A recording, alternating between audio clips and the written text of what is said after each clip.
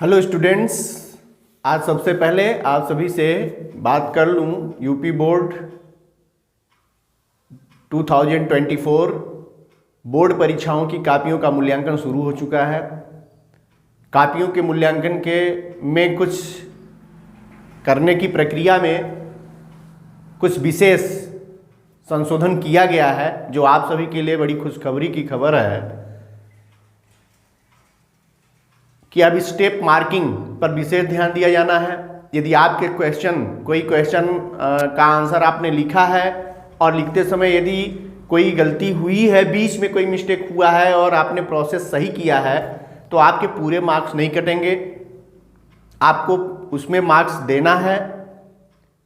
यदि आपका क्वेश्चन आपने किया ही नहीं है, तभी आपको बिल्कुल 0 मार्क्स दिए जा सकते हैं।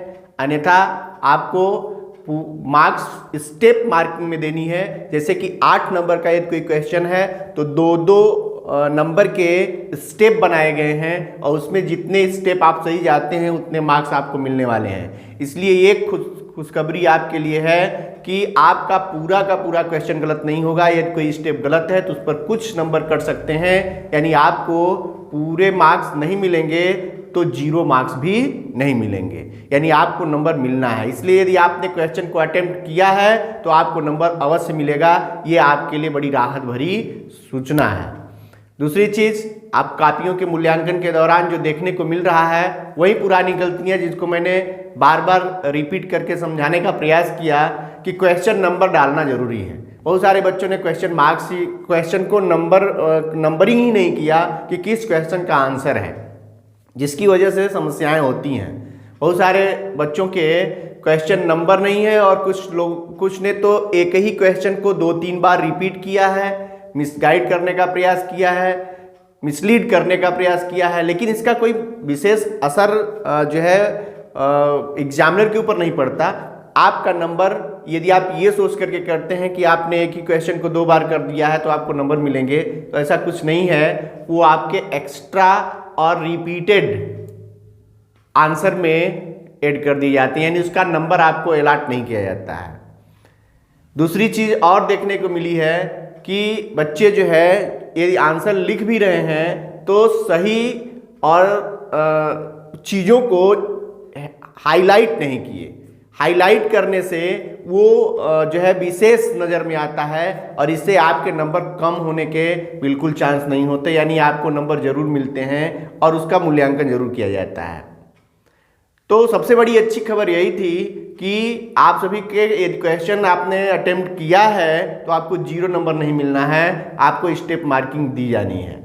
वैसे मूल्यांकन अच्छी प्रक्रिया में चल रही है, जल्दी ही आप सभी को रिजल्ट जो है मिलने की संभावना है। उम्मीद है कि आप सभी अच्छी तैयारी कर रहे होंगे और आगे के सेशन के लिए या अगले सत्र की तैयारी के लिए आप सभी लग जाइए। कक्षा 10 के विद्यार्थी कक्षा 11 की तैयारी में लगें और 11 इंटरमीडिएट फाइनल के जो स्टूडेंट्स थे उनके लिए CUET का फॉर्म भी आ गया है, वो अप्लाई कर लें। नीट के फॉर्म शायद अपडेट खत्म हो चुकी है और जो भी अगले तैयारी के लिए आप बिल्कुल तैयार रहें और अच्छे से चीज़ों को समझें कि किस फील्ड में जाना है आपके लिए उचित है। जैसे बायोलॉजी के स्टूडेंट्स हैं तो उन्हें मेडिकल फील्ड में बहुत सारे अपॉर्चुनिटीज़ हैं, उनको चेक करना चाहिए कि मेडिकल फील्ड में हम कौन कौन सी चीज़ या किस क्षेत्र में जाएं अकॉर्डिंग टू योर इकोनॉमिकल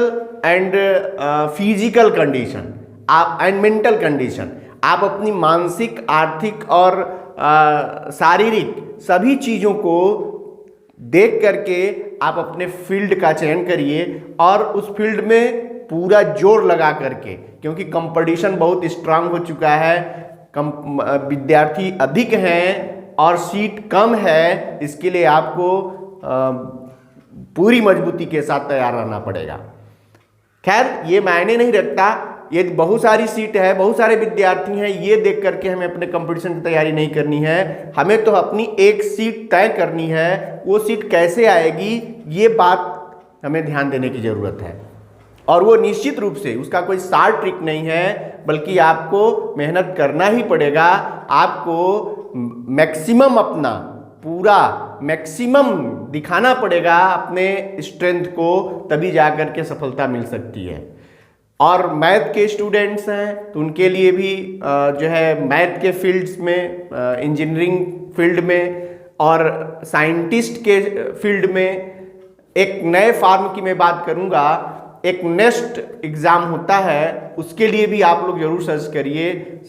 वो साइंटिफिक रिसर्च से सेंटर से रिलेटेड है और उस एग्ज़ाम को यदि आप क्वालिफाई करेंगे तो साइंटिफिक रिसर्च के फील्ड में आपको ढेर सारे अवसर मिलेंगे।